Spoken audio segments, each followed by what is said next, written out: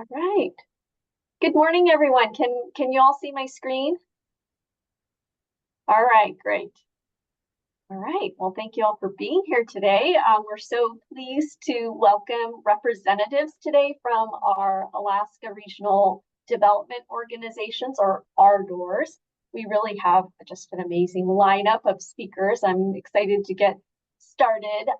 For those of you who I have not met, my name is Mari Gosel. I go by Mari. I'm the Executive Director of the Alaska Workforce Alliance, and this is a meeting of the Business Education Compact, or BEC. So the BEC has been around for many, many years. The purpose of our group is to bring together leaders from education, industry, the community, the training community, and align our priorities around workforce in Alaska. We have our Bible, so to speak, is Alaska's Workforce Future. This is our cross-industry workforce plan, and as much as possible, these monthly conversations are related to the priority areas in Alaska's workforce future. All right, and before we get started, I just have a few housekeeping items. If you have an idea for an upcoming BEC meeting, please email Taylor. Taylor, are you on camera and can you wave? Of course. Howdy. So Taylor is our project coordinator here at the Alaska Workforce Alliance, Alaska Safety Alliance, and he will be happy to receive those emails. If you are not receiving notices about our BEC meetings, please go ahead and sign up for those notices. You can do that with that website. I think, Taylor, you'll stick that in the chat. Whoop, my automation is going crazy here. And it's really nice to know who you are and what community, what organization you're from. So if you wouldn't mind, go to the participants button, either at the top or at the bottom of your Zoom screen, and type in your name and include your organization so we know who you are. And a quick reminder that our BEC meeting, we meet the second Wednesday of every month, with the exception of this month. We needed to move our meeting one day or 1 week, but typically the second Wednesday of every month, except for December and July, because those are months where we have pretty low attendance. So we are not meeting those months. And so no BEC meeting in December, but we will reconvene in January. All right, in a minute, I'm going to ask for a safety moment. So please, everyone, we always start with a safety moment. Think about what safety moment you'd like to share. I also want to start highlighting for this group every month the topic of Alaska economic trends. This is a great publication that the Department of Labor puts out every month, very informative. So if you are not getting your Trends magazine or Trends publication in your inbox every month, just go to Department of Labor, go to that website and sign up for that. The November's trends highlighted what's happening in our seafood industry. I would love to take a deep dive in that today, but we're not going to. We're going to focus on our topic at hand, which is the ARDORs. But take a look at that. It also, this month, they also talk about the veterans in Alaska. Alaska has the highest percentage of veterans in the nation, so that's pretty interesting. So check that out. All right. Does anyone have a safety moment you would like to share? I do. I do, Mari. Oh. All right. Who raised their hand first? I couldn't tell. I think Amy. Go for it, Amy. Yes. So my name is Amy Facklum. I'm with Alaska Literacy Program. I am a commuter from the Valley to Anchorage and then Anchorage to the Valley. And with the snow coming and the fog coming, especially during the day, I just want to remind people to check your headlights for clearing of snow, clearing of dirt, and then making sure that they're on even in the daytime. because it can get scary when it just starts to snow and you can't see people. That's a good one. Did somebody have a second safety moment? Yeah, this is Kristin. I was just going to add what I wanted to say because I see people doing it not the right way. To walk facing traffic, for heaven's sakes, and when you're running or walking or whatever, and especially at this time of year, wear something reflective. Hop in there, Jacqueline. I just want to say that it's really important to wear a helmet every time you're offered one. This might be when you're ice skating, or even if you're like on a party bike in a strange town. It's really important to wear a helmet, even if it's an unusual situation. Thank you, Jacqueline. All right. Well, thank you for those safety moments. We're gonna kick off our talk today, and we line up our speaker page here. So the topic today is Alaska's regional development organizations. I'm gonna stop sharing because that's gonna just keep playing here. There we go. So ARDORs play a really important role in Alaska. They help shape our economic development strategies, and so naturally workforce strategies.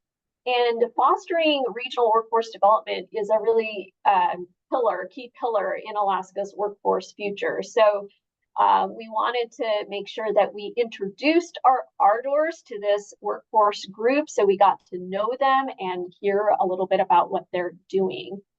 They really champion economic development planning for Alaska's regions, Alaska's communities, and so as you hear from our presenters today, I just encourage you to listen for how we, as the broader workforce development ecosystem, how we can partner well with your regional economic development groups, think about how our efforts are aligning and how we can support their strategies. The first speaker I'd like to introduce is Robert Venables. Robert, known as Mr. Southeast, has lived and worked in Southeast Alaska since 1984. He has served in numerous leadership roles, including positions with local and state chambers, advisory boards, and Haines Economic Development Director, Planning Commissioner, Borough Manager. He started with the Southeast Conference in 1997, leading to board service, a term as president, and later work as energy coordinator.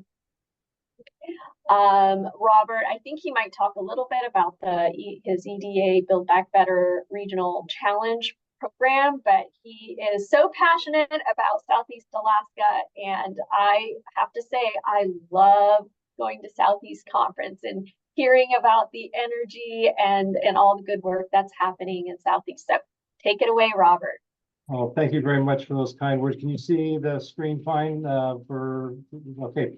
So as you can tell there, Caitlin Jarrett, who is also online, is going to be co-presenting with me. She's got the back end of the slide set, and then just want to introduce her as our economic development strategist specialist as well. But as we talk about the Alaska Regional Development Organizations, or ARDORs, as we're more affectionately known, we do have an annual report, and the new ones are just about to get released to the legislature this next month. So, if you want to do a deeper dive into what each of the 9 ARDORs are doing, because each one has a different focus and a different function, but I really appreciate the camaraderie and the support that each one brings to the collective. And we gather in person each December, so we'll be doing that next month. I'm looking forward to that as well. But just to kind of give you kind of a backdrop of what the ARDORs are, where they're at, and the function, and then the areas that are unorganized, is covered by the state's overall economic development strategy, and we all really do pitch in to help each other where we can, and particularly, honored to work with the 4 lower economic development organizations that also have the EDA designation as economic development districts. We work closely together, so glad to see Kristin on here as well. But we work together, the ferry system, the mariculture, which I'll do a deeper dive into here shortly, and other projects that we all have a lot in common. So I'm going to gallop through a lot of information really quickly, but just a little bit about Southeast Conference itself. Our mission began in 1958 when regional leaders got together and knew that we're better together. And so we've been working ever since then to promote our economy, sustainable communities, and a healthy environment for the region and across the state. And that work is reflected in our publications. And many of you are familiar with the SEDS. Each of the 4 districts have that. And there's many more across the state, and sometimes they're on different names. But these are our guiding lights. Our 4-year plan really brings the region together. We spent about 1.5 years working on that. And then we developed the priority objectives that we focus on with staff and partnerships throughout. So, while we might have, well more than 50 or 60 priorities, we've got just a few that are starred there that are priority objectives, and the ones that rise to the top are no stranger to any of you statewide. And so these are the focus areas that we are spending our staff time on. But obviously, we've got a couple of really large awards that we've been working on. I just want to play this video for you. It's a 3-minute video, kind of gives you a good overview. The audio is not the greatest, but it is closed captioned, so you can read that. But for this context, take note of what the various trades are as you take a look at the different backgrounds and the different interactions and the technologies and the people and the tools. Keep in mind, these are what we're trying to develop for our workforce. Years and years of traditional and ecological knowledge and putting it into play. And, you have to remember, we are the people of the tide. When the tide is out, the table is set. That's what our elders said. And, we've been doing this for over 10,000 years now. It's nothing new for us.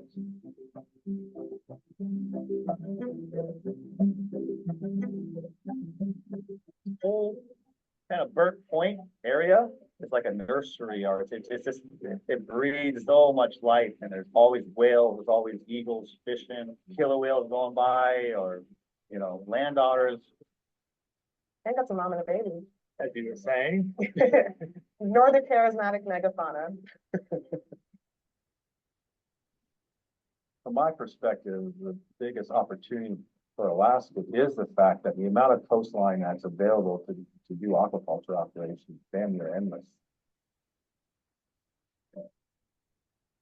And me personally, I love working in Alaska. I love working with the people here. Some of the best people I've met are in Alaska. We're trying to do something pretty ambitious.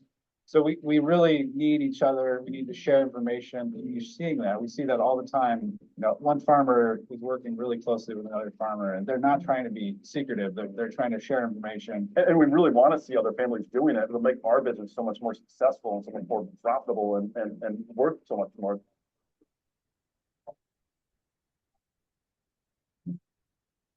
Obviously, climate change is impacting a lot of things that our coastal communities really depend on here. And so I think mariculture could be a way to revitalize a lot of these coastal communities, both, as a subsistence resource and as an economic opportunity.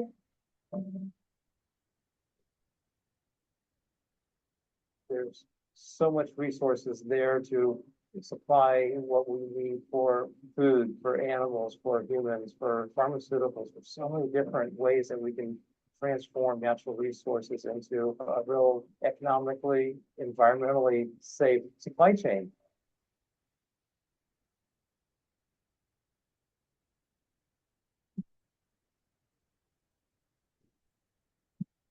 It's pretty incredible what Southeast Conference is doing with NOAA, with Sea Grant. You have all these major organizations that are working their ass off to work together to create some sort of seamless production between them. It is a lot of work to try to establish something like this in our community. But at the end of the day, I fully believe in what we're doing. And I fully believe that will make a great impact.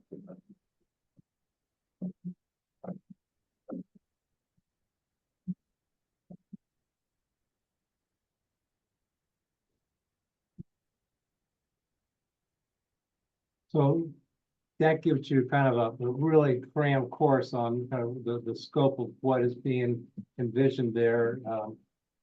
So I'll get back out of there to the slide. There we go. And so, we're really looking at this being inclusive across coastal Alaska. We've got structured so that we have a lot of Alaskan Native participation to reflect both the opportunity and the wisdom that comes out of the rural communities. So a lot of attention there, and we've got the Alaska Mariculture Alliance. One of the first things we did was reach out for special liaisons. The first two have been swapped out in Southeast and Southwest, but a lot of incredible work has been going into trying to create this industry that does not exist as an industry scale. There's always been level of stewardship and resource development, subsistence wise, et cetera, for generations, but trying to set up an industry that can create household income, create jobs in rural Alaska, so we have place-based economies. This is the goal that we have, and it has so many different facets for the workforce that we've spent a lot of time and investments to ready businesses and organizations and individuals to be part of what this industry can offer for coastal Alaska. So we think Alaska can be a global leader in this sector. And so we're funding a lot of different things. You'll see here, whether it is equipment for manufacturing, whether it's research and development, whether it's the workforce. We've got a lot of funding that's going into workforce development and each of the components that this is what it takes to create the industry. And so we're working toward that, and that's where those investments are being taking place. So just really quickly to take a look at some of the the short-term, the near-term objectives that we really see as the future. We have to get to scale in order to create the cash flow, to create profitability, and a lot of that will come in the agricultural arena because that's where a lot of the volume will take place. But each region has a different niche and approach, and access supply chains are tough, transportation costs, energy costs, and so we're trying to address all of these things at the same time. These numbers have doubled in the last year, but I'm really pleased for that. Outside of mariculture, we're working statewide on biomass and other energy objectives. We did sponsor, not only do we sponsor the utilization of the biomass to displace imported diesel for energy resources, but we also invest in the workforce. We had the biomass boiler training operator courses that were offered this last year down in the Southeast. We did one last year in the interior. We continue to do these so that our local workforce is able to step up and do well. The heat pump headline you see there is also exciting because that is also helping to create the workforce for the contractors and the installers, but it's also a way to take this natural resources we have in energy to invest in ways that help lower the cost of living in Alaska. So I'm going to turn this over now to Caitlin, who will talk about the transportation side of where we're working. And Caitlin, take it from here. Hi, everyone. Sorry, my voice is apparently not going to work. But yeah, so I cover transportation and then special projects for the ARDOR.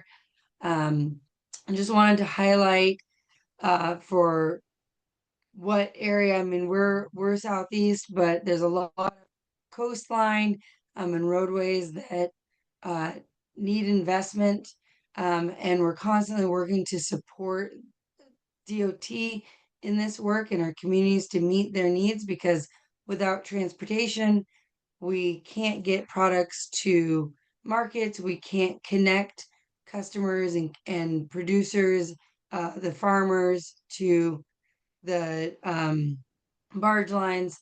So Robert, if you just want to kind of jump through, of course, very important to our region is the Alaska Marine Highway System. We just worked with DOT over the last years. They were updating their long range plan that's now available and live on their website. Go ahead, Robert. And just, I think something to lay out for what Southeast Conference pursues is now we're at this point of supporting AMHS and DOT to implement that long range plan. It was formed and created based on numerous, very extensive public input and outreach. So we really find it as kind of a good model of what our region truly wants out of AMHS and what we need to help achieve. And with that, there's a lot of pieces to it, lots of infrastructure that needs to be improved. We're just going to keep rolling through these, Robert. And so kind of where my area is focusing on at the moment, besides some of the terminal upgrades that we're hoping to have happen, are the kind of the future and planned vessels. I think with it, just an understanding that these new vessels, the first one that will hopefully go to construction here in the next few months, or at least, see that bid go out, is the Testamina replacement. We're also working on a smaller vessel, much smaller vessel, being the high efficiency commuter ferry. And something that's really trending with it is new technology in those vessels, being battery systems that will be brand new for our crew on board. And another big aspect of the long range plan is the fact that to be able to provide the level of service our communities want, we have to be able to staff them. So not only are we trying to prepare staff for new technology, but we're trying to just meet the levels needed on the vessels, so that we can have as many operating as possible. I believe right now we're still only able to operate 6 vessels. So even if our 7th vessel comes online, which the Kennecott is kind of reaching its shipyard completion with its new genset. Sorry. Oh my goodness. With a new genset, it's just being able to staff that vessel and the Columbia at the same time. AMHS is tackling their workforce needs through their own kind of initiatives that will hopefully see some new long-term staff there. But Robert, if I can get you to go along, and I think all of this, like what I wanted to lead everybody up to understand is to increase our industries and help them grow, we need the workforce there. And what Southeast Conference saw with the creation of new Ardor, the new set, we just released this year, workforce came to the top, and workforce needs and focus came to the top repeatedly. As you can see, there were 15 different initiatives that some level of a workforce need in it. And so Southeast Conference takes this and says, okay, what can we do? And one thing that we use now really as a template to move forward was last year we had 6 different organizations partner together to create a grant application that we called the AIR project. And its main focus was on workforce development and retooling. As you can see, there were kind of overall, the AIR project had 6 initiatives in it, but for workforce, the 4 big focuses were just simply retooling, making sure that our curriculum and our educational institutions were able to help meet the needs of these different industries, from plumbing to electricians to battery systems, just making sure that as a region we're ready and able to support the new industries and new equipment that are coming on board. Unfortunately, that project didn't get funded, but like I said, we were using it as a kind of a guiding piece now. And the last thing I'll end with, though, is none of that, at the same time, we're focusing on childcare and housing, huge issues that also supporting the region, as well as solid waste management, because without being able to live in communities, we're not going to attract families and individuals to move here or to stay here. So really, I think we're pretty much at our 15 minutes, so I'll just end there. So feel free to throw a question in the chat box or contact us later. We're really pleased with the partnership we have with the organization and the great work you all do with your partners. So thank you. Thank you. Again, if you have any questions, please throw them in the chat and we will move on to introducing Heather Harris with the Anchorage Economic Development Corporation. I'm gonna remove some spotlights here. Heather, I see you. Welcome.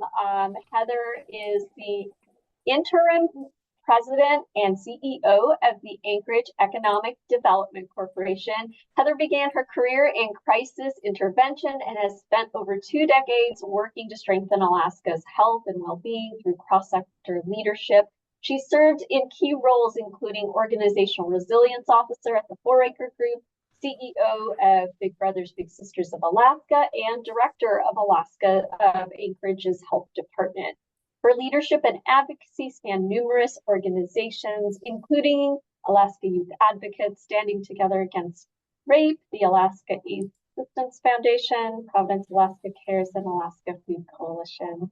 Welcome, Heather, and I will give you the stage. Thank you so much. Thank you for the invitation to do video. I'm going to just talk a little bit about AEDC. So AEDC, we with Anchorage being the economic this hub and space where a lot of our work throughout the state of Alaska is coming into, given that we have 40% of the state's population. We really are that kind of center of transportation and logistics and healthcare, professional services, and how that really flows kind of and connects throughout the state and with our partners. So we are a private nonprofit. We started out of government, but quickly became a private nonprofit. And our focus is around growing and diversifying the economy in Anchorage with awareness of those impacts throughout the state as well. We are the ARDOR for the Anchorage region, and what we do at AEDC is around really in that diversifying the economy. We are looking at research on a regular basis and putting out regular reports, some of them monthly, quarterly, annually. That's available on our website and accessible regularly. So lots of economic research. We really focus on business retention and expansion support. So thinking about the new money that might come into Anchorage and influence our economy, as well as really trying to connect to those businesses that need extra support to retain what they're doing and potentially grow. So thinking about how to best support businesses in our community and looking at workforce insights to build that local economy and climate within the Anchorage area. Just wanted to talk for a few minutes about workforce trends in our region and kind of what we're seeing. And so we're seeing participation in the workforce gradually improving anyways, and we continue to be in this tight labor market as a whole. We have a low unemployment rate still, and there are still very persistent workforce shortages in our key industries. So still really needing to think about how to get more workers into our workforce. We're seeing strong demand for those skilled workers in healthcare and construction and transportation, professional services, all continuing to really need some skilled workers there.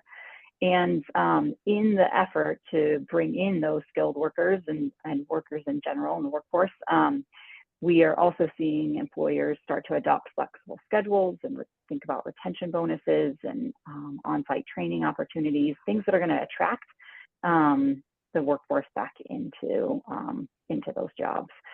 As we look at those trends and kind of in the region also, we're continuing to see this net migration kind of challenge, both migration throughout the state, a lot of kind of movement from Anchorage and throughout the state and out of state as well. So in that, we're really trying to emphasize and work around projects for talent attraction. We heard our partners a moment ago talking about housing availability, childcare access. Those are all issues for us in the Anchorage area that we're working on as well. Some of the things that we're doing to projects-wise and out of that research and recognizing where we need to have some growth, we've started a business retention and expansion program. So that's a employer outreach survey that's going out to help identify challenges or concerns, areas that our businesses need support to be able to expand and grow. We're also working on workforce development initiatives around career pathway development and employer engagement in specific sectors, and working with our local school district around academies of Anchorage to think about how do we connect with our youth and help them understand the job market as a whole and engage them and keep them in our community and throughout Alaska. And then we continue to do investment and development tracking. So seeing where those large capital projects are and trying to think about and connect in partnership about how AEDC can helpfully improve that environment and help support these big projects. Thinking, those are really coming around energy and housing and commercial development, things of that nature. We also have a strategic plan. I'm actually going to just put that in the chat right quick. You can access our strategic plan, Choose Anchorage. This was a development that was put together over the course of almost a year with many of our partners to identify what are those key things that we need to grow the economy in Anchorage. And those main key areas are around business vitality, talent, quality of place, and infrastructure. So several specific points about what we'd like to see move forward and working with our partners to make those things happen and focus some of our economic research around that to move it forward as well. Let's see, other areas that are helpful to know about AEDC, I'd say, I'd like to just take a moment to talk a little bit about some of the challenges and opportunities that we're seeing. This is probably consistent, or there's a lot of similarities anyways throughout the state, but our real challenges that we're seeing, like we talked about, is that workforce shortage and that limited in-migration. So trying to think about how to bring people into the state. We're also seeing a lot of aging infrastructure and rising costs for housing and utilities. Again, that affordable housing, childcare, thinking about energy costs as a whole. How do we make our environment a place where people want to stay and people want to come? Also, continued high cost of doing business in Anchorage, and so thinking about how to best support that and move it forward. So opportunities that we're seeing moving forward is just a growing interest in some renewable energy and advancing manufacturing types of projects. We've continued to be a strong logistics hub and transportation hub, not just for Alaska, but also throughout the world. So the Anchorage Airport continues to be one of the top 3 airports in the world for cargo. So really thinking about how to expand that opportunity around those global connections. Also thinking about increasing private sector investment in housing and commercial real estate. So how do we make that environment for those commercial investors or those private sector investors in that commercial real estate opportunities? So, and just continued potential for statewide economic growth through resource development, tourism, and federal infrastructure funding. And doing that in partnership with a lot of great organizations here in Anchorage and connected throughout the state. So that's what I have today to share. Happy to answer any questions as well. Thank you so much, Heather. If you, again, for Heather, if you have any questions, please go ahead and stick that in the chat. I know that Heather has to get going here pretty soon, but hopefully we'll capture the questions, and maybe even through email we can do some follow-up. So thank you again for, so important to have our biggest community in Alaska here representing, so much of what happens across the state is influenced by what happens in our larger communities, and so really glad that you were able to share with us today. Okay. Happy to be here. Thank you. Thank you. All right, our next speaker is from the Prince William Sound Economic Development District, Kristin Smith. Kristin, thank you, Kristin. We can see your slide. Let me spotlight you also. Maybe not. Okay. Okay, how's that? Yes, I can see that. Taylor, can you try to spotlight Kristin while I introduce her? So Kristin Smith served as the Prince William Sound Economic Development District Executive Director since April of 2020, where she is working with regional stakeholders on developing mariculture capacity, a just ferry support, tourism development, housing, and energy projects. Before working with the Prince William Sound Economic Development District, she managed another community-based nonprofit for 21 years, the Copper River Watershed Project, which builds partnership for on-the-ground habitat restoration and identifying regional sustainable economic development priorities. Thank you for joining us today, Kristin. Yeah, thanks for having me. So my name is Kristin. I am based in Cordova, and the Prince William Sound Economic Development District has been around for quite a while, not as long as the Southeast Conference, but since 1991.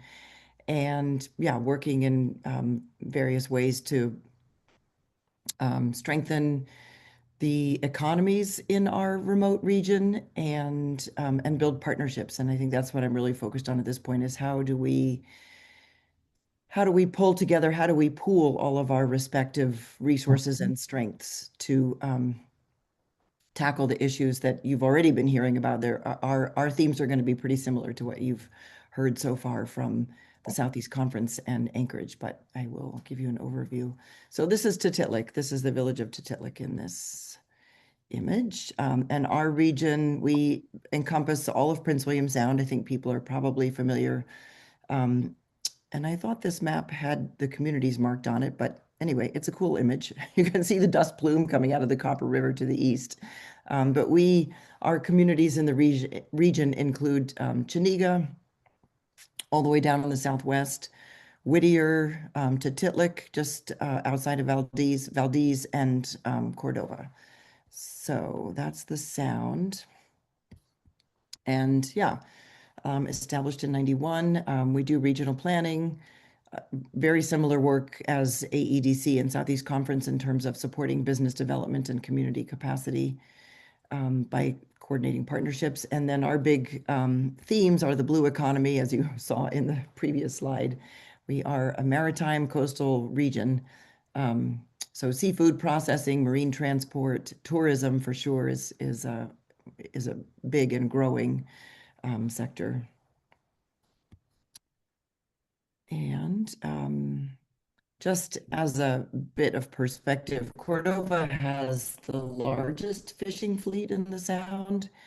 And for a 6-year average, we ranked among the top 16 ports nationwide for the highest volume of seafood. These figures are a little bit dated, but it's been in the top 10 to 20 ports for almost 40 years, I think.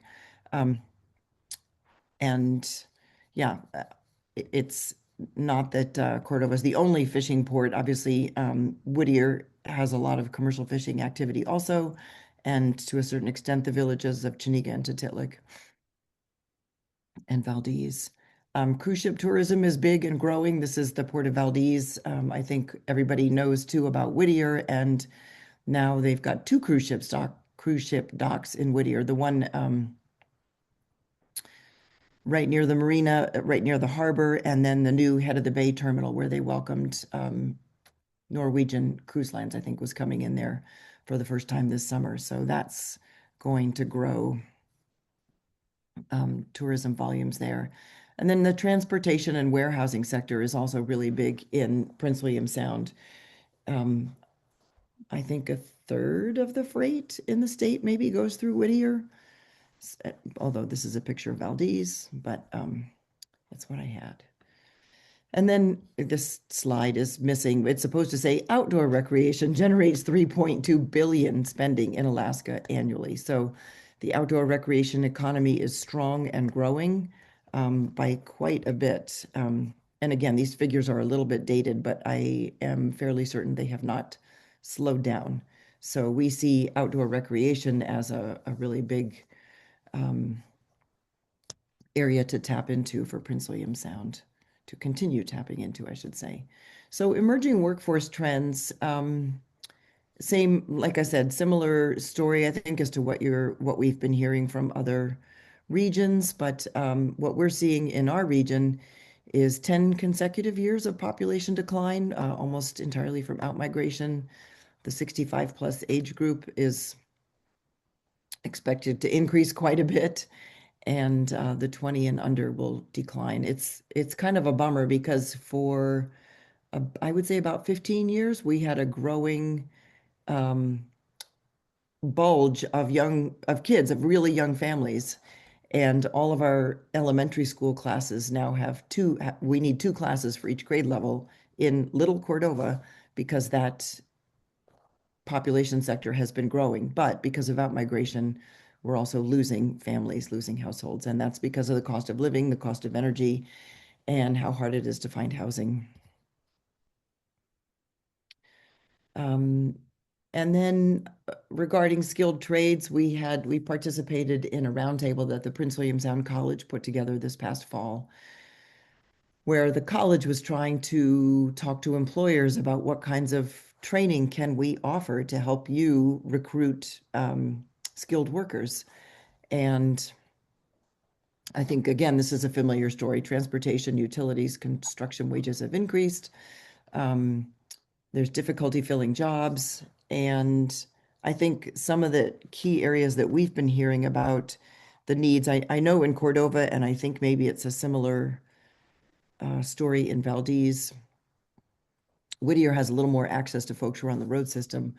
But the need for skilled trades, for plumbers, electricians, contractors, we are really lacking in all of those trades. And I think for the seafood processing industry, we've been hearing too about their interest in people who have skills in refrigeration and can do that kind of work in their plants. So those are all areas that we are trying to focus on. And then some of the things that make it a little more challenging to work in these remote communities are the inconsistent ferry schedules, which I know the AMHS has been working on. And I think you heard earlier about the Tustamina replacement vessel and the work that they're doing on the Kennecott. And in Prince William Sound, we hope to be seeing service from the new Alaska class ferry, the Hubbard, which I don't think is scheduled to start until 2027, maybe at the earliest. So yeah, but the issues that we're dealing with are the shortages in the workforce, transportation access, dependence on fisheries, and the cost of energy, which I think is a common theme everywhere. So some of the things we're doing here are mariculture, which you heard a lot about from Robert at the Southeast Conference. We are part of that Alaska Mariculture Cluster effort, and we're doing a lot of work to support the kelp farmers in the region with helping them to find markets, helping them to refine their business models, and also growing processing capacity. You know, one of my good friends is a kelp farmer, and she said she's also been a commercial fisherman for 40 years. And she said, I thought when I grew kelp that I would just sell it across the dock, just like I sell my fish. But the processors are not geared up to process seaweed, and they're probably not going to really make an investment until seaweed is being processed on the scale of millions of pounds. And at this point, we're talking about 100,000 pounds. So we have a ways to go if we want to get to that point. But what the Economic Development District is doing, what our group is doing, what you see in this top picture, we purchased a shredder this year. And so we started with helping the kelp farmers shred their kelp into a biostimulant. So basically, a biostimulant is a fancy word for a natural fertilizer, you know, a fertilizer that doesn't use synthetic chemicals. And that's what we were doing in this picture. We were shredding the kelp and loading it into IBC totes and then mixing it with citric acid as a stabilizer. So that makes it possible to keep the kelp from decomposing and keep it kind of shelf stable for a few months before it gets processed further. We're also this spring going to be setting up a pilot processing line for kelp where we have a big fancy stainless steel dryer that we purchased from Lithuania, which is it's purpose built to dry seaweed. So it's a big rotary drum dryer about 15 feet long. It'll dry at temperatures of 140 to 160 is the range, and it will come out like a shredded particle. So we'll shred the kelp before it goes into the dryer.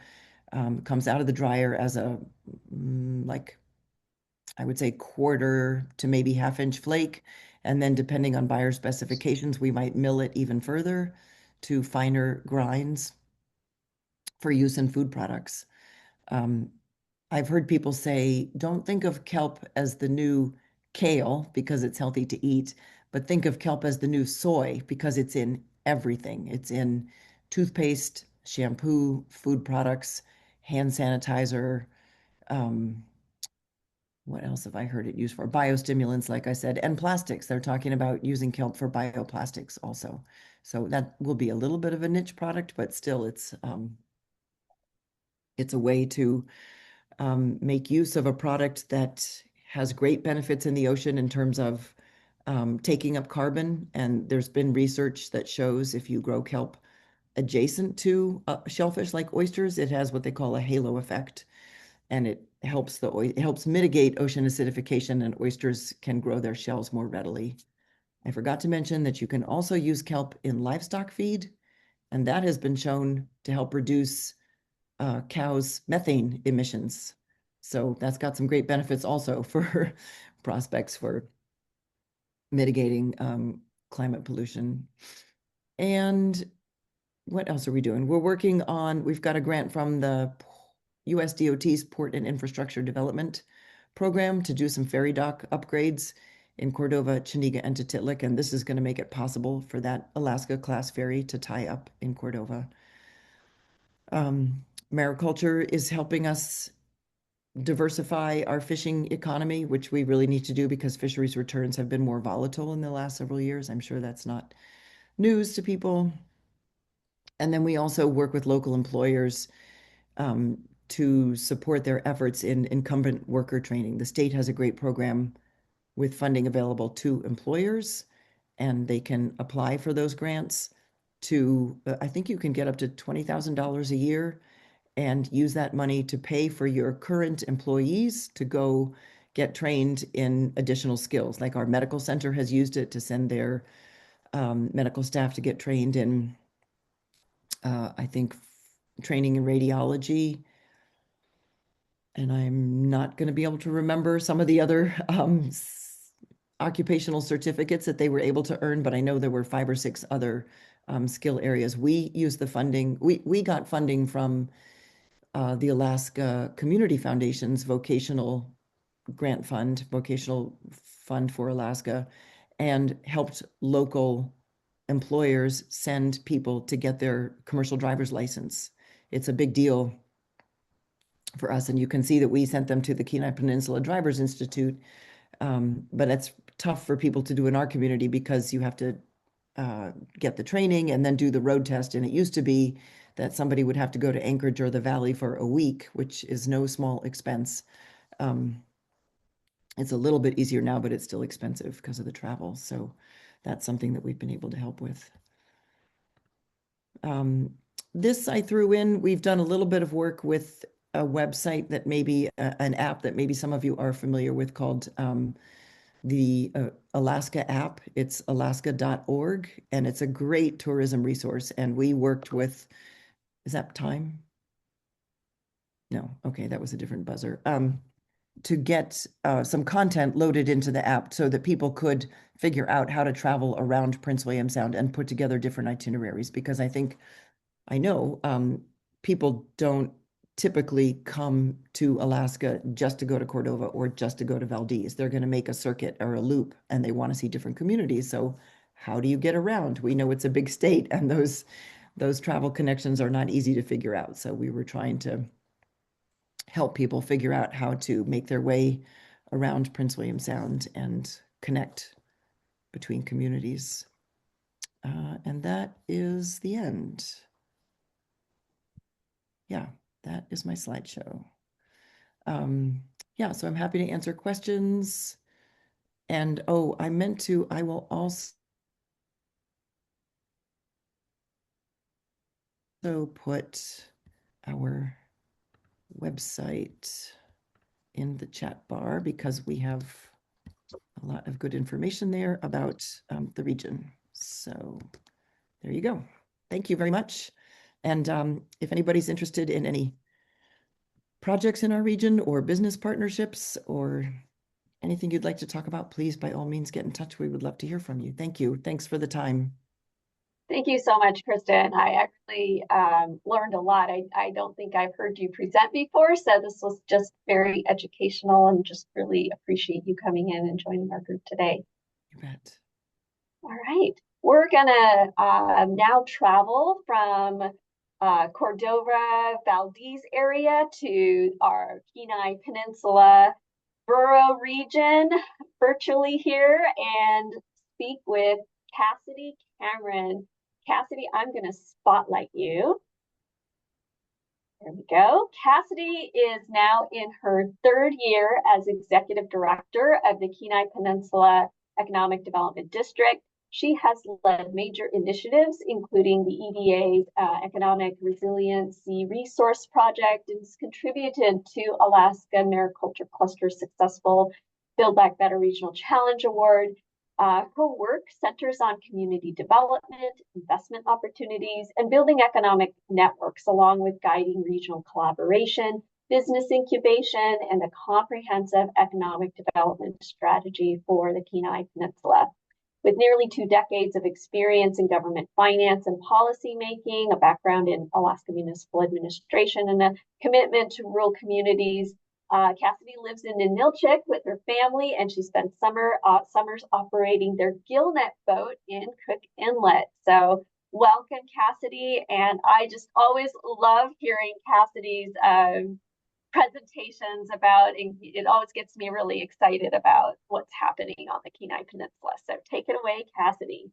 Oh, thank you, Mari. You're so kind, and it's good to see you, and a great convening as always on your BECs. I love these because you can learn so much and even not even realize that you didn't know something until you attend one of these. So I'm happy to be a part of this, and happy to see Kristin on here and Robert and our counterparts for the other EDDs in the state. So I will share. Let's see here. Whoops. Share my screen. Let's find it.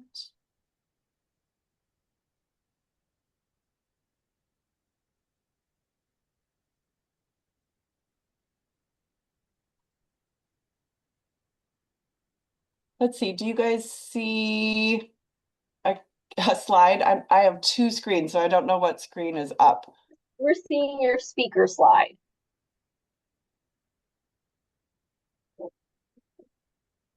How about now? Presentation? Well, it's still kind of your notes with we see two screens. I mean, it works. No. There we go. That might be better. And I also have it up. Cassidy, do you want me to share my screen? I'm getting close. There. No. Well, that's the speaker. I know. There. There. There we go. Over. I had to swap. There we go. Okay. So Kenai Peninsula Economic Development District, we've been around. We started as an ARDOR in 1989. We became the EDD in 1988. So we're one of the oldest in the state, going on about 35, 36 years as one of the earliest EDDs in the state of Alaska. And we have seen a lot of changes since then. And I think one of our strengths is that we have been able to be resilient through those changes and learn from those changes and make those adjustments. So as it was mentioned, we are, responsible to do the comprehensive economic development strategy for our region.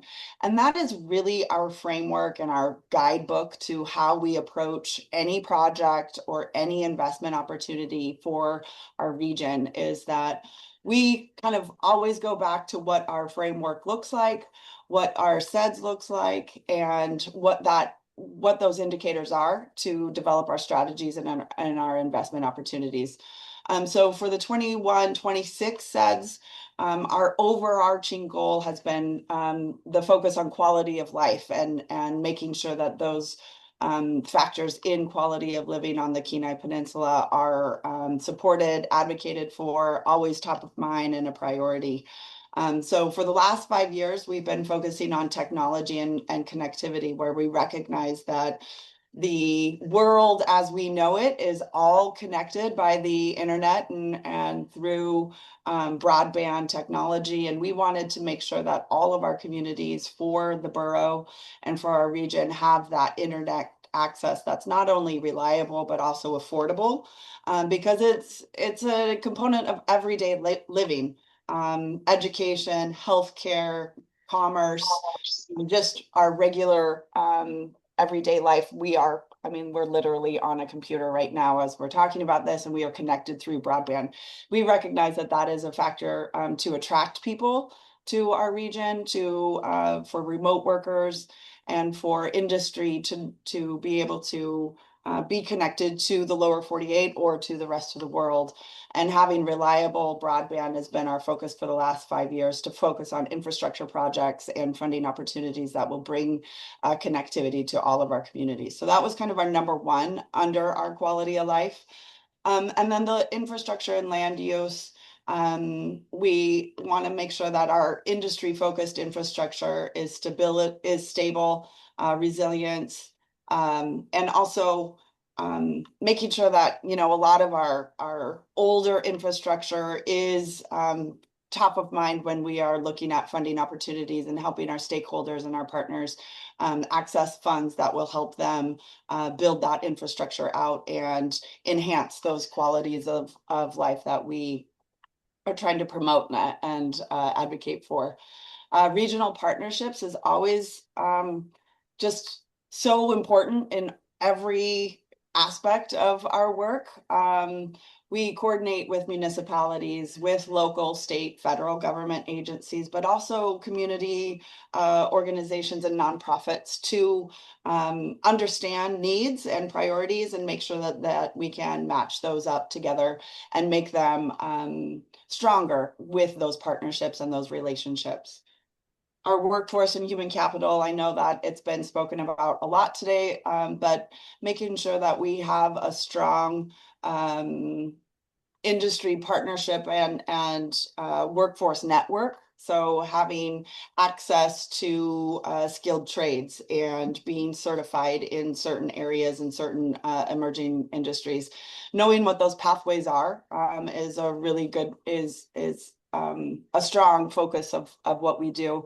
And really our goal is to attract, retain, and train our workforce so that they can work here, live here, thrive here, and continue to build out those communities that we find important.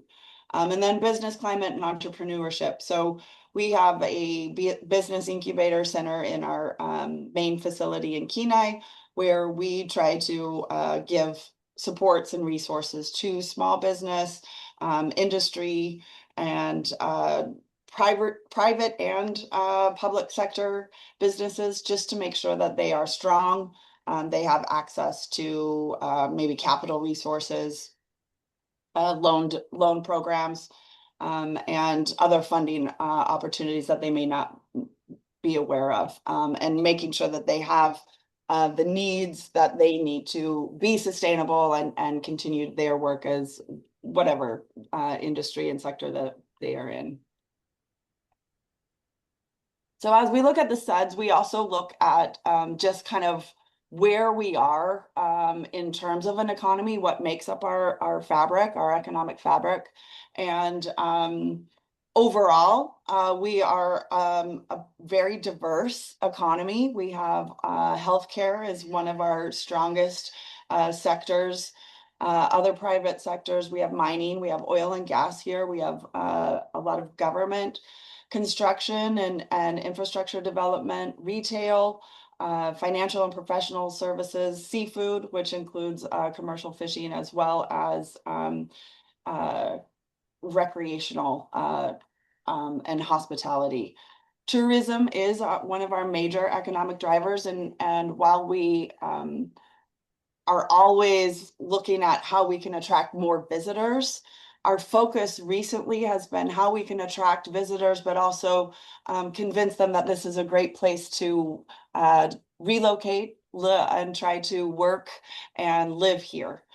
We think that the Kenai Peninsula is a very surprising reality. When people come to visit here, they didn't realize that it was maybe a milder climate that they had anticipated, that we do have a robust, diverse economy that maybe they can fit into and they can see themselves into.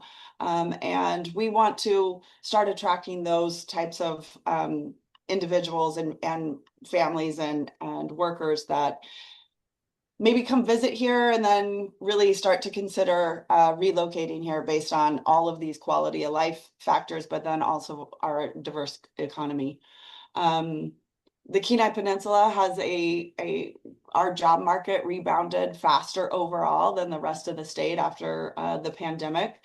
So we have a really tight labor market, but it's kind of bounced back quicker than the rest of the state. And that's something that we consider as one of our strengths. And also we're kind of leaning into to understand why that is and what are those resilient systems that are in place that have helped our Kenai Peninsula economy stabilize after that pandemic. That's kind of the point in history where all of us kind of look to see where we were. That was our maybe our lowest point in a lot of ways, but to see that change over the last 5 years has been very encouraging, and also a great indicator of how we are doing as we are moving forward.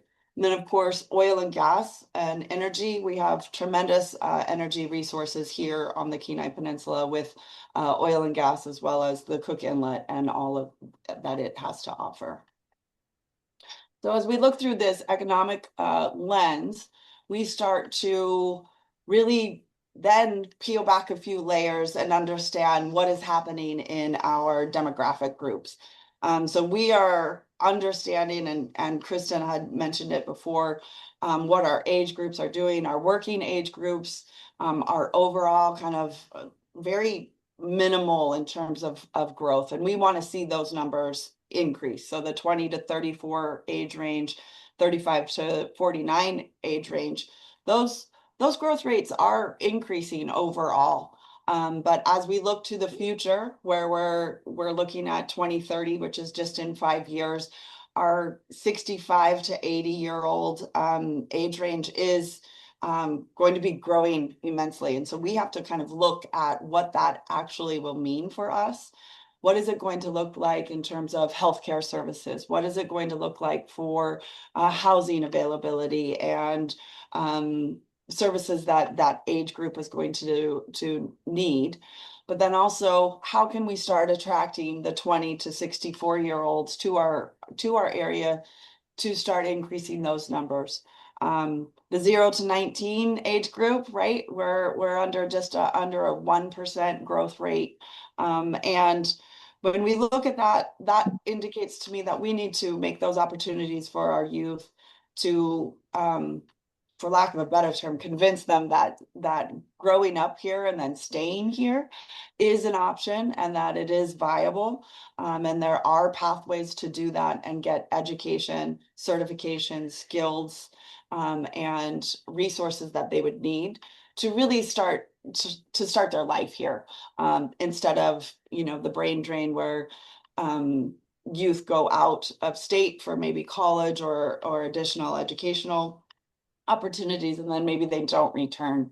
So we really want to turn that around, and that's a focus that we've been looking at in terms of how we approach the future and approach our comprehensive economic development strategy.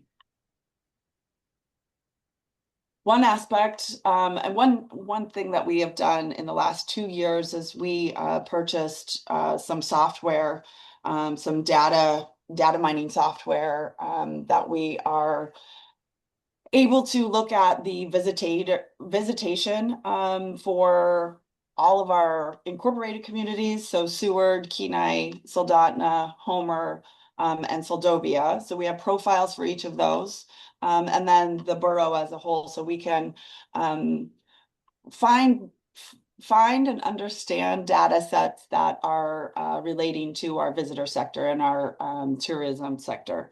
What we also did was we partnered with all of our chambers in those communities, and they also have access to these data sets for their prospective communities.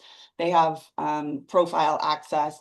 They can go in and see what their visitation was for a certain time period, for a certain day.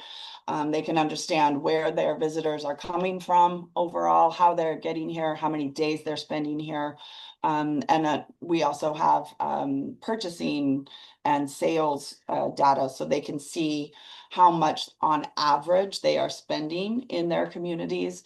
And then they can make strategies and marketing decisions based on some of these indicators that they're finding within the data sets. And it's been very helpful when we are looking at trying to, as Kristin had said, try to understand how long people are staying here, where are they going, what kind of things are they doing, and then maybe we can make itineraries that are specialized where you can go to Seward for 2 days and then you travel around.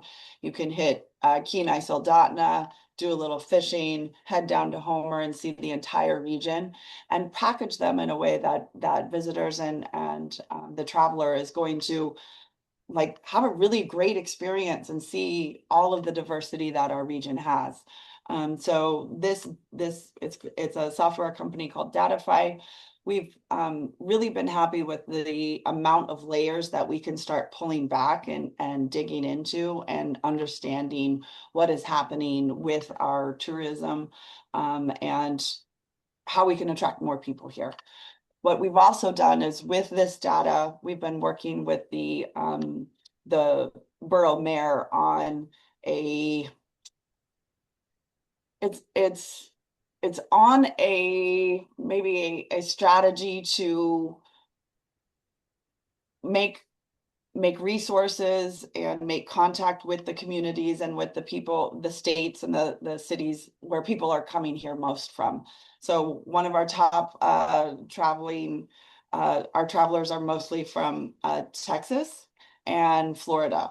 So being able to look at Texas and Florida in a way that maybe there's some synergies there for industry or for workforce. we can start making a marketing effort to go to a career day down there and attract people to relocate here based on some of this data that we're able to find through this software. So as we look at those data sets and kind of understand where we are now based on where we were in the previous sets, we are right now in our rewrite and revision for our upcoming 5-year sets. So 2026 to 2031 is our next 5-year block that we are strategizing with. We are currently in our stakeholder and engagement and outreach piece, where we're understanding and hearing from all of our communities about what is the priorities and what are the things that people are really looking as challenges or opportunities. And what is bubbling to the top very quickly and very much is a commonality with not just the state of Alaska, but nationwide, is housing affordability and availability, and also variability, where we are realizing and understanding that people are not only having a hard time getting into the average house price, which is around $438,000 for our region, but they're wanting maybe a smaller footprint, or they're not wanting to live in rural Alaska, but they would like to live in a centralized location, so then they can walk to work or bike to work and have their amenities close by. So by looking at our housing markets and understanding what is out there, what people are looking for, then we're working with our planning and zoning commissions and our municipalities on how they can maybe tweak or adjust or understand that piece and how that fits into policy, whether that is a barrier or a opportunity for municipalities to adjust their P&Z policies and allow more dense building facilities, right? More dense housing units in centralized locations in our communities. We're also understanding that our population is aging and that we have a hill in front of us when we're looking at trying to fill some of those workforce pieces and identify ways that we can retain workers and attract workers here, as I said earlier. And then infrastructure investment, we're understanding that in order for us to move ahead, we have to make sure that our infrastructure is secured and is upkept. We have a lot of aging infrastructure that we need to address and kind of build out, but also look at other investments that could possibly complement our current infrastructure and move us ahead. And then childcare services and education initiatives. Those are some high priority areas where if working families are going to relocate here, they are also looking for not just the position or the industry or where they can find a job, but also where their child is going to be able to access childcare services and make sure our schools are strong and healthy and stable.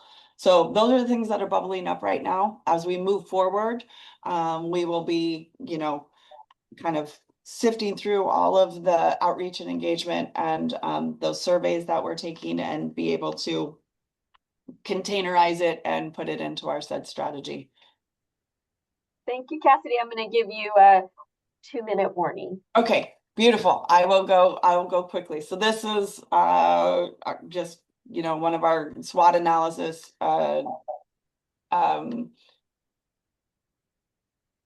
Oops, there it is. Nope, there it is. That was just this was how people could engage and participate. We had several outreach and engagement activities and Mentimeters. We had surveys. So we tried to make sure that we had a good cross section of our communities and made sure that they had input and their voices were heard. What was mentioned before, I'm sure Robert, I miss Robert's, but I'm sure the mariculture piece was a part of that. We are absolutely heading into our last year of this project, and there's some amazing amazing progress that we've made in the last 5 years, and it's exciting to see where mariculture is going and how they're positioning themselves on the peninsula. And if you need more info, I'm sure you can go to the AMC website or our website as well. And then I am an Arctic Energy Ambassador, so we look at our energy opportunities on the Kenai Peninsula as we go forward, lowering the cost of energy, or at least stabilizing the cost of energy, right? We know more than likely our energy costs will keep increasing, but we want to stabilize them and stabilize them in a way that can make our portfolio diversified. So we're looking at tidal energy. There's some wind and solar opportunities here, and the technology that goes along with it.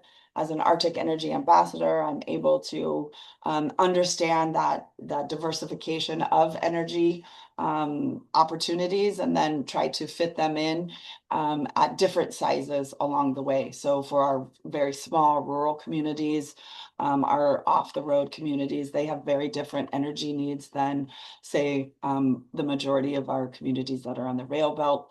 But we're able, through this program, to understand what strengths we have here on the peninsula, but then how we can also partner with other areas and other communities, learn from them, and then hopefully meet these goals that the Department of Energy has set in front of us. And with that, I thank you, Mari, for the invitation and for the discussion. Our website is here. Please reach out if you have any questions or would like more information. A lot of our housing reports, our visitor reports, our community profiles are all on the website. So we hope that you can find something new to learn about the Kenai Peninsula and come see us. We'd love to have you. Thank you. Thank you so much, Cassidy. All right, so now we're going to take a trip to Northwest Alaska, and I will introduce Doug Walreth.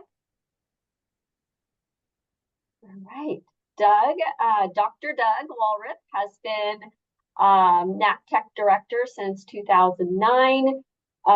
He has a master's degree in industrial technology education and a PhD in curriculum and instruction. So this is so interesting, but Doug is a former NASA astronaut selection candidate and U.S. Army veteran of the Gulf War. He teaches careers in the military and enjoys all things outdoors with his children, Dylan and Denali. And you know, we do not have time to do a deep dive into how you became an astronaut selection candidate, but maybe someday we will. Let you do your presentation, Doug. Thank you for coming. Okay, all right. Let me grab a share of my presentation. So I switched over, Mari, to computer and downloaded the file. So hopefully, all right, do you have? Beautiful. Okay. All right. So thank you for the introduction and the opportunity. I've got 9 slides and now 8 slides to go, and we'll fly through this quickly. So the ARDOR for our region, for Bering Straits region, you can see on the right a map of the region that we represent, the Seward Peninsula. So it's Nome is on the south side of the Seward Peninsula there on the Norton Sound. So as far north as Shishmaref on the Chukchi Sea, out to the west and just off the screen, St. Lawrence Island, Savunga Gamble, Little Diomede. The south side of Norton Sound would be St. Michael and Stebbins, and over to the eastern side, Unalakleet, Shaktoolik, Kawarek. So there are about 10,000 residents in the region, a little less than 10,000. On the left-hand side of the screen, you can see the 18 seats that comprise the ARDOR for our region. So I represent the workforce development seat. We don't have a rep from Kawarek here today, so what you'll get is the lens of workforce development on this presentation. So I drove around this weekend and I snapped some pictures to show some projects and happenings that are going in our region, and I had to get it in this weekend because snow started flying yesterday and probably won't be able to drive to these same spots at this point in time. So here's a look at the sound quarry. So emerging workforce development trends, what are the things that we're seeing pretty much across all areas, is the need for a skilled population that many of those frankly are coming from out of our region. So in this case, looking at sound quarry, this is a 5-year project that Bering Straits Development Company has. This is a look at the sound quarry on the left, and on the right is a pile of rocks.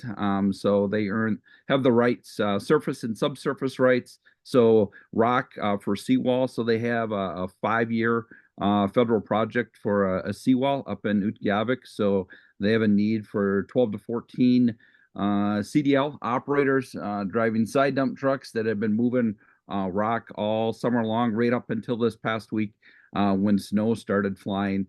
So whether that's CDL operators, teachers, myself, I'm hired through Bering Strait School District. I believe right now half or more than half of our teachers are here on H-1B visas that are coming from overseas. So that trend has been developing over time. No device where we connected. haven't found teachers in state or lower 48 and now going overseas. So big project that's on the forefront coming up here in Nome is a deep draft port project. So the U.S. Army Corps of Engineers selected a contractor for that. So there's a public presentation that should be forthcoming here soon on this project. But we anticipate that work is going to start up in 2026 and go roughly to maybe 2029. So looking at the causeway that you see here, it's going to be extended out triple to that, to about 3,500 feet.